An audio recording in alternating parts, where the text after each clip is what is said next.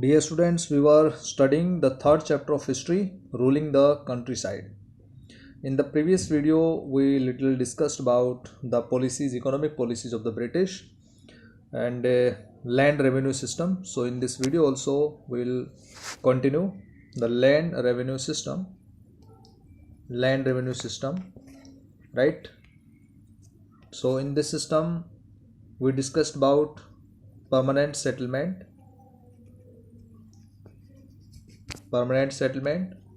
then we'll discuss about Mahalwari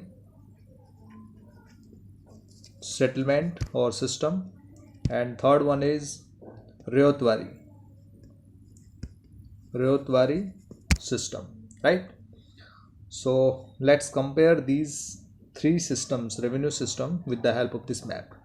First, permanent settlement was introduced in 1793 by Lord Cornwallis. You have to remember.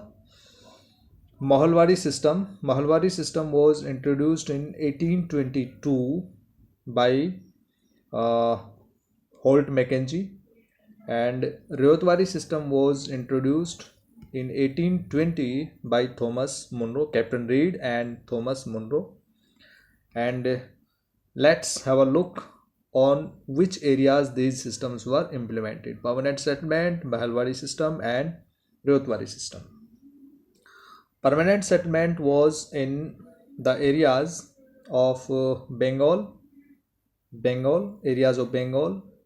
Bihar, right, Odisha, these areas Odisha, and United Provinces, Benares, and northern Karnataka. So this was the area where permanent settlement was introduced by Lord Cornwallis in 1793. I hope that you are understanding. And as I told you in the previous video, that the zamindars were the owners of the land and they had to deposit 10/11 part to the British, and 1/11 they had to keep themselves in a fixed period. So it was permanent settlement. Next one is Ryotwari settlement. It was implemented in 1820 by Thomas Munro and Captain Reed. And let's have the areas. Look on the areas. Bombay Province. Okay, this was the Bombay Province at that time. Madras Province, which is complete Madras Province in south, and Assam, most of the parts of Assam. So these three areas where the Ryotwari system was implemented. Ryotwari means, in this system, in permanent settlement, zamindars were provided with the land by the British. In the Ryotwari system, Ryot means farmer. Ryotwari system. So the owner of the land was farmer, Ryotwari.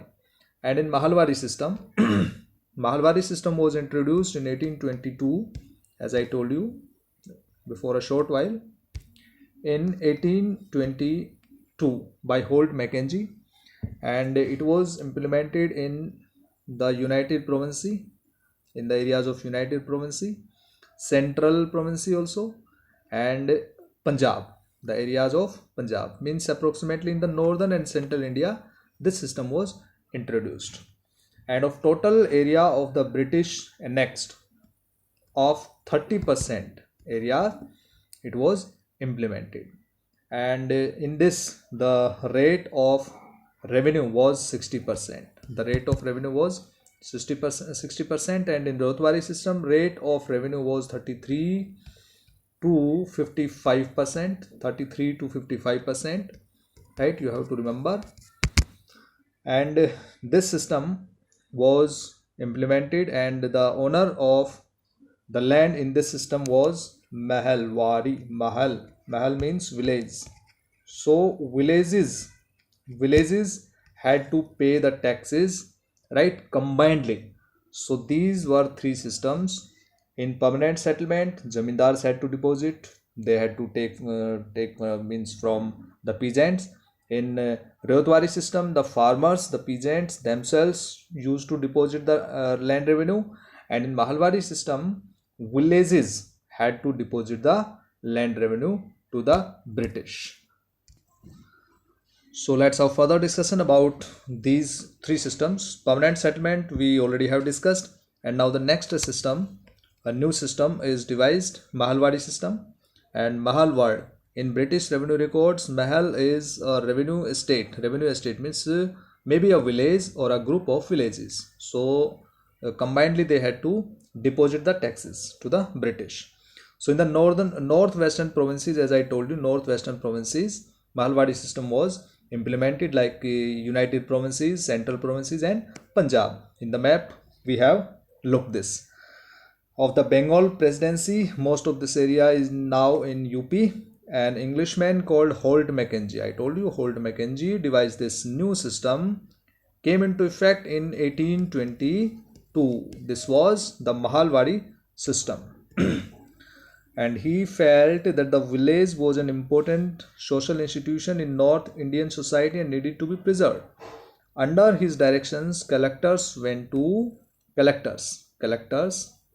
the main official of they used to work to collect the revenue, went from village to village and inspecting the land, measuring the fields, and recording the customs and rights of different groups.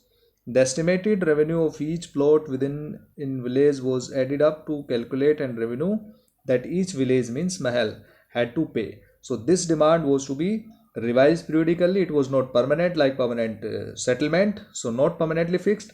The charge of collecting the revenue and paying it to the company was given to the village headman rather than the zamindar, right? Not zamindar, to the village headman. This system came to be known as Mahalwadi settlement. So we have discussed two settlements, permanent settlement and Mahalwadi settlement. Come to the third settlement. This is Munro system. It is also known as Munro system, or it is also known as Ryotwari. Ryotwari system. Ryot means farmer. RYOT. Munro system. In the British territories in the south, there was a similar move away from the idea of permanent settlement. The new system that was devised came to be known as Ryotwari.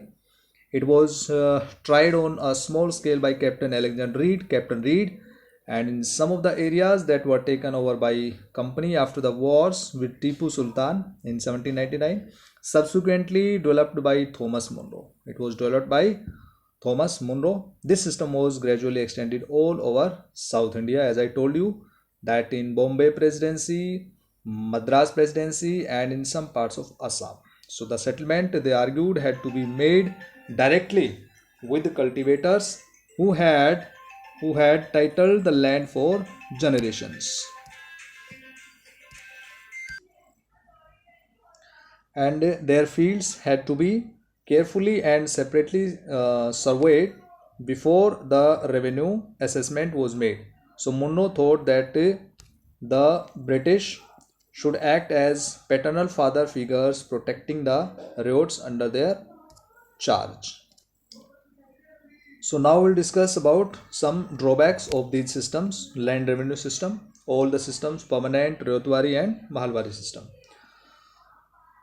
Driven by the desire to increase the income from land revenue, officials fixed too high a revenue demand, so peasants were unable to pay. Ryots fled the countryside and villages became deserted in many regions. So optimistic officials had imagined that the new systems would transform the peasants into rich, enterprising farmers. So, but this did not happen. So, these were the demerits or drawbacks of these systems of land revenue implemented by the British. The next topic is crops for Europe. Crops for Europe. In India, various kinds of crops were grown, and initially the food grains were grown, but later in the century and a half of that followed, that the British persuaded or forced cultivators in various parts of India. How did they persuade? And for example, giving advance to the peasants, and the loan system, implementing the loan system to the peasants. So the peasants were bound to grow the crops whatever British wanted, right? So they used to produce jute in Bengal because there the fertility of land, and favorable conditions for jute and tea in Assam, sugarcane in United Provinces, present area of UP, and wheat in Punjab, cotton in Maharashtra because black soil is found in Maharashtra and Punjab, rice in Madras. So how was this done? The British used a variety of methods to expand the cultivation of crops. Why they needed these kinds of crops like jute, tea, sugarcane, cotton, etc.?